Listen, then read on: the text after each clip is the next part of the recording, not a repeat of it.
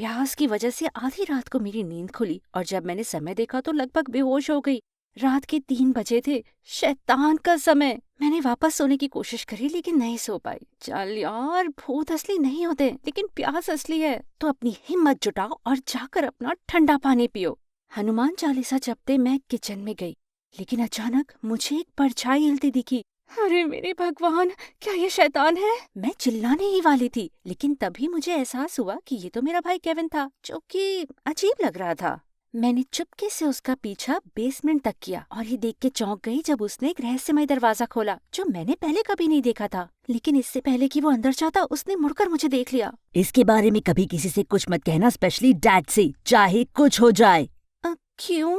क्या है उस कमरे के अंदर? वो मेरा सर थपथपाकर मुस्कुराते हुए बोला, कुछ शैतान। फिर कमरे के अंदर जाकर उसने दरवाजा बंद कर लिया और मैं डर से कपकपाती कंफ्यूज्ड खड़ी रही।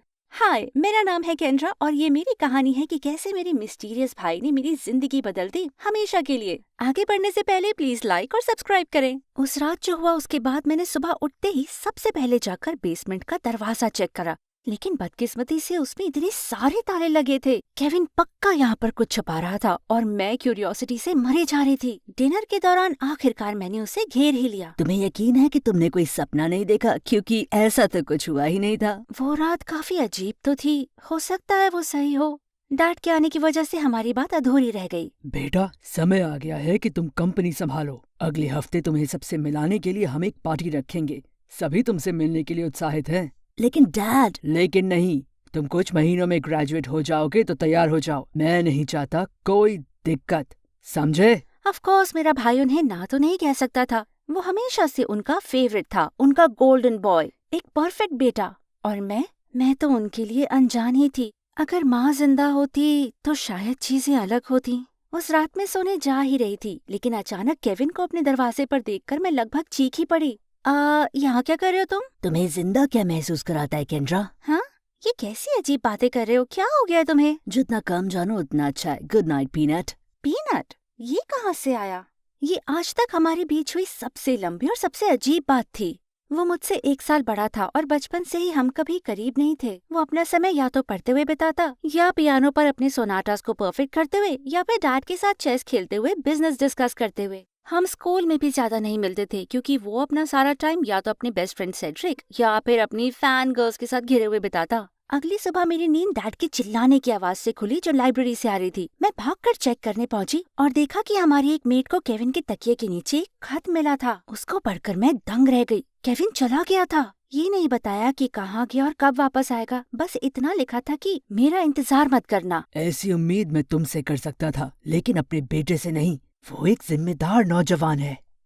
खत देखकर तो नहीं लगता। लेकिन पार्टी इस वीकेंड है। कुछ भी हो जाए तुम्हारे भाई को यहाँ होना होगा। हमने केविन को ढूंढने की हर जगह कोशिश करी, पर कोई नहीं जानता था कि वो कहाँ है। यहाँ तक कि पुलिस भी उसे नहीं ढूंढ पाई और डैड तो पागल हो रहे थे। एक रात वो मेरे कमरे में आए और मेरा चेहरा जांचने लगे। तुम चलोगी, तुम वो बनोगी। कौन बनूंगी? केविन, अगर तुम्हारा भाई अपना बेवकूफाना सफर खत्म करके 11 की रात नहीं आया तो तुम केविन बनकर जाओगी। पर डैड, मुझे नहीं लगता कि मैं। केंड्रा, तुम एक समझदार लड़की हो, बिल्कुल कर सकती हो। तुम हमारी कंपनी को बेइज्जती से बचाओगी। मैं जानता हूँ कि तुम्हारी उपलब्धियों की मैंने कभी तारीफ नहीं करी, लेकिन मैं नोटिस करता हूँ। क्या तुम मेरे लिए करोगी, स्वीट हार्ट? मैंने कभी डैड को मुझसे ऐसे बात करते नहीं सुना और मुझे बहुत अच्छा लगा था, तो मैं उनकी बात मानने लगी थी। और वैसे भी ये बस एक रात की तो बात है ना? मुझे बस अपने बाल एक विग के नीचे छुपाने हैं, केविन जैसे कपड़े पहनने हैं और मुस्कुराना है और सबसे बात करने से बचना है। सिंपल। जब वो दिन आ गया तो मेरी तो घबराहट से पसीने छूट रहे थे। बहुत सारे खास मेहमान आए थे और डैड मुझे इशारे कर रहे थे कि मैं गड़बड़ ना करूं। किस्मत से पार्टी शानदार रही और मुझे लगा कि मेरा काम अब खत्म। लेकिन फिर डैड मेरे पास आए। अच्छा किया तुमने। अब हमें पक्का करना होगा कि तुम्हारा भाई अपनी क्लासेस फेल ना करे और ग्रेजुएट हो जाए। तुम स्कूल केविन बनकर जाओगी। लेकिन केंड्रा, यानी मेरा क्या और मेरे ग्रेड्स? मैं स्कूल को कॉल करके बोल दूंगा कि एक इमरजेंसी के लिए तुम देश के बाहर गई हो। किसी चीज में फेल हुई तो वो समर क्लास में कर लेना। लेकिन कुछ नहीं, ये तय हो चुका है। और ध्यान रखना, किसी को इसकी खबर नहीं होनी चाहिए। लेकिन केविन और मैं बहुत अलग थे। इस पर बहुत बार सोचने के बाद मैंने ये करने का फैसला किया। ये मेरा मौका था डैड को इम्प्रेस करने का और मुझे बस एक छोटी सी चीज करनी थी, अपने भाई के बारे में सब कुछ सीखकर उसके जैसे बनना। मैंने उसका रूम चेक किया पर वहाँ कुछ काम का नहीं मिला। मुझे उसके सबसे करीबी दोस्त से मदद मांगनी होगी, सेड्रिक। लेकिन एक दिक्कत थी, स्कूल में या कभी जब वो हमारे घर पर आता, मैं खुद को अपने कमरे में बंद कर लेती थी क्योंकि जब भी हमारी नजरें मिलती मेरे होश उड़ जाते। वो इतना हैंडसम था कि उसके सामने मेरी बोलती बंद हो जाती। लेकिन इस बार कोई चारा नहीं था और मैं जानती थी कि वो स्कूल में कहाँ मिलेगा, म्यूजिक रूम में। जब मैंने रूम के अंदर झांका तो देखा कि वो वायलिन बजा रहा था और मैं मंत्रमुग्ध हो गई। तभी उसने बजाना बंद किया और मुझे देखकर मुस्कुराया। बस उसकी आंखों में मत देखना, सब ठीक रहेगा। क्या तुम्हारी रूह कांपी? हाँ? वो ताल, वो जज्बा, वो क्लाइमैक्स। सॉरी, लेकिन मुझे म्यूजिक का शौक नहीं है। मैं पीछे हटी और वो मेरी तरफ आने लगा। अच्छा ये बताओ, क्या इससे रूह कांपी? मेरी तो अचानक बोलती बंद हो गई। तुमने पहली बार मुझसे बात की है और मैं हैरान हूँ। यहाँ कैसे आना हुआ? कपकेक? कपकेक? मैंने अपने आप को संभाला और उसका हाथ झटक दिया। पहले तो मैं कोई खाने की चीज नहीं हूँ और दूसरी, मैं यहाँ तुम्हारे पास रूह और म्यूजिक की बात करने नहीं, केविन के लिए आई हूँ। अचानक उसका चेहरा गंभीर हो गया। मैंने तुम्हारे डैड से पहले ही बात कर ली है। केविन भाग गया और नहीं चाहता कि हम उसे ढूंढे। हम इसके बारे में कुछ नहीं कर सकते। जानती हूँ, पर मुझे तुम्हारी मदद चाहिए। मैंने उसे अपनी डैड की मांगों के बारे में बताया और वो हंस पड़ा। ये तो बहुत बकवास आइडिया है। तुम दोनों एक जैसे लगते हो, लेकिन एक लड़का लगने के लिए तुम बहुत क्यूट और गर्ली हो। रुको, मैं उसे क्यूट लगती हूँ? मैं बहाना मार के बाथरूम गई और अपने आप को शांत किया, लेकिन फिर वो गायब हो गया। मुझे पूरा दिन लगा और फाइनली मैंने उसे वायलिन बजाते स्कूल गार्डन में देखा। तो क्या तुम मेरी मदद करोगे या बस पूरा दिन वायलिन ही बजाते रहोगे? मैं सिर्फ उनकी मदद करता हूँ जो मुझसे नजरें मिलाते हैं। वो ऐसे क्यों कर रहा था? मैंने अपनी पूरी हिम्मत जुटाई और उससे नजरें मिलाई और शुक्र है कि मैं अपने आप को संभाल पाई जब तक वो मुस्कुराने नहीं लगा। तुम्हारी आंखें तुम्हारे भाई जैसी हैं, बहुत खूबसूरत। तो उसे मेरे भाई की आंखें पसंद हैं? ये तो अजीब है। Whatever, तो हम शुरू कहाँ से करें? तुम्हारे रूप रंग से, और काफी मेहनत लगेगी। मेकओवर के लिए वो मुझे मॉल लेकर आया ताकि मेरे बाल कट सकें और घंटों लग गए मुझे मेरे प्यारे बालों को गुड बाय कहने में।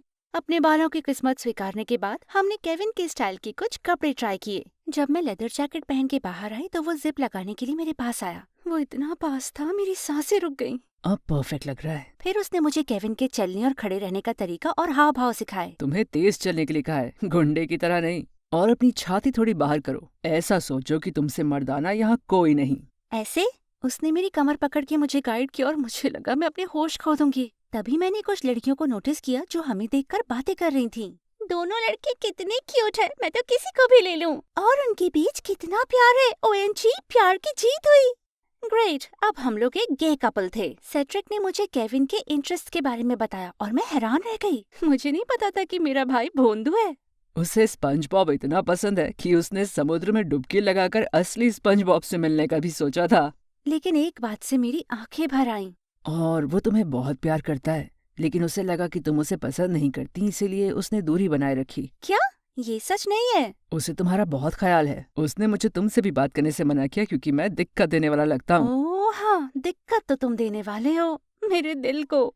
उस वीकेंड हमने तब तक प्रैक्टिस करी जब तक मैं रेडी नहीं हो गई। जब हम फाइनली स्कूल पहुँचे तो मैं उसके करीब ही रही और समय समय पर लोगों पे मुस्कुरा देती। अपने भाई की नकल मैं बहुत अच्छे से करने लगी थी। लेकिन फिर आया लंच टाइम। लंच के लिए हम टेबल पर बैठे थे कि तभी अचानक कोई मेरी गोद में आया और मेरा गाल चूम लिया। वो लॉरेन थी, स्कूल की सबसे सुंदर और सबसे कूल लड़की। भैंस की टांग, ये क्या हो रहा था? क्या अब मेरी किस नहीं अच्छी लगती? ऐसे लग रहा है तुमने कोई भूत देख लिया।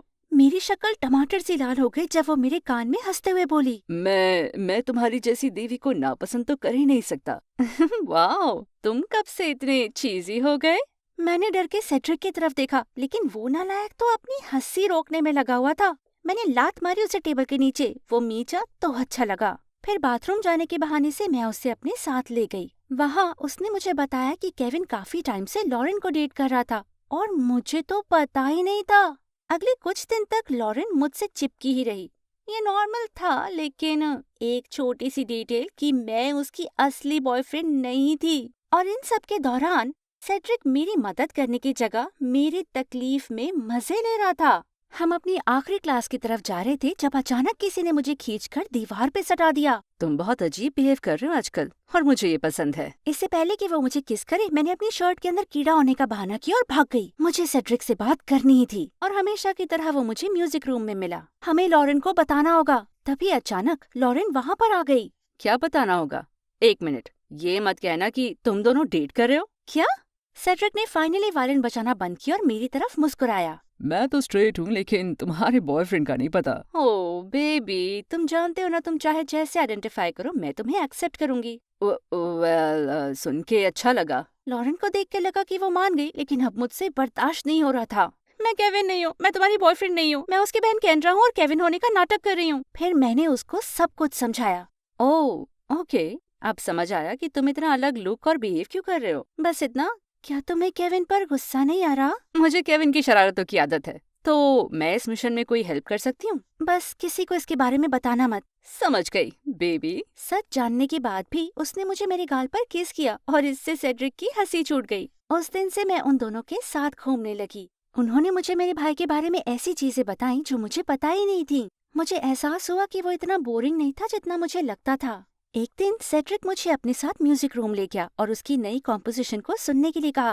उसके साथ जाकर गड़बड़ी कर दी मैंने, क्योंकि वायलिन पर उसकी उंगलियां लहराती, मीठी धुन के साथ उसका चेहरा झूमता और मेरे दिल के अंदर खतरे की घंटी बजने लगती। मैंने अपने आप को शांत करके उसके गाने की तारीफ की। तुम्हें वायलिन बजाना बहुत पसंद है ना? क्लासिकल म्यूजिक से लोगों के दिलों को छूना अच्छा लगता है। तुम बताओ, तुम्हें किस चीज से खुशी मिलती है? मैं जानना चाहता हूँ। मैंने उसे अपने पैशन के बारे में बताया, जो कि था फैशन डिजाइनिंग। मैं अपनी डिजाइन्स रोज बनाती थी, लेकिन जब डैड को वो मिली तो उन्होंने वो सब जला दी। उन्हें ये फालतू और उनकी कंपनी के लिए बेकार लगा। माफ करना, लेकिन तुम्हारे डैड इस दुनिया के सबसे बड़े जर्क हैं। वो तुम्हें और केविन को अपनी कंपनी की संपत्ति मानते हैं, कभी अपना बेटा या बेटी नहीं। तुम सही हो, लेकिन इससे बस मेरी उनकी प्यार और सम्मान पाने की चाह बढ़ी। किसी दिन उम्मीद है कि तुम अपने मन के करने की हिम्मत जुटा पाओगी। अब मैं तुम्हारे साथ हूँ ना, तुम्हारा ख्याल रखूंगा। वो मेरे करीब आया और मुझे लगा कि वो मुझे किस करेगा, लेकिन फिर अचानक ही वो वापस प्लेटफॉर्म की तरफ गया और वायलिन बजाने लगा। ये सब क्या था? म्यूजिक रूम में हुई उस घटना के बाद मुझे लगा कि शायद सेड्रिक भी मुझे पसंद करता हो, लेकिन एक दिन खाली क्लासरूम में मैंने उसे लॉरेन से बात करते सुना। तुम्हें केंड्रा पसंद है ना? ये तुम क्या कह रही हो? ऐसा हो ही नहीं सकता। और वैसे भी मैं तो उसे अपनी छोटी बहन मानता हूँ। वो शब्द काफी थे सच्चाई को अपनाने के लिए। सेड्रिक बस मेरा एक सपना रहेगा। अपना ध्यान बटाने के लिए मैंने लॉरेन को स्लीप ओवर पर बुलाया, और जब वो मेरे कुछ कपड़े ट्राई कर रही थी तो मैं उसकी खूबसूरती को निहारने लगी। तभी मैंने उससे शीशे में अपनी तरफ मुस्कुराते हुए देखा। क्या अब तुम्हें मुझसे प्यार हो रहा है? क्या? नहीं, मैं बस तुम्हारे जैसी सुंदर लगना चाहती हूँ। ओह हनी, तुम मुझसे ज्यादा सुंदर हो और तो और क्यूट भी हो। हाँ जरूर, व्हाटएवर। उसने मेरा चेहरा उठाकर मुझे ध्यान से देखा। तुम्हारा चेहरा काफी सुंदर है और तुम्हारे होंठ बहुत प्यारे हैं। केविन से ज्यादा किस करने का मन करता है ने। वो मुझे फिर से चढ़ाने लगी तो मैंने उसे पीछे धकेला। वो मेरे ड्रॉर से टकराई और कुछ चीजें नीचे गिर गईं। एक चीज ने अचानक मेरा ध्यान खींचा, एक पीनट। ये यहाँ क्या कर रहा था? अचानक मुझे याद आया कि जाने से पहले केविन ने मुझे पीनट कहा था। क्यों ना इसे खोल कर देखें, शायद इसके अंदर केविन ने कोई सीक्रेट मैसेज छोड़ा हो। और उसने सच में छोड़ा था। मैं फाइनली जिंदा हूँ। 1 मिनट रुको। जाने से पहले उसने मुझसे पूछा था कि मुझे क्या जिंदा महसूस कराता है। लॉरेन और मैं तब एक मिशन पर लग गए, इस सवाल का जवाब ढूंढने के लिए। तुम्हारा भाई इतना मिस्टीरियस होता है कभी कभी। शायद सेड्रिक को कुछ पता हो, लेकिन अनफॉर्चुनेटली उसे कुछ नहीं पता था।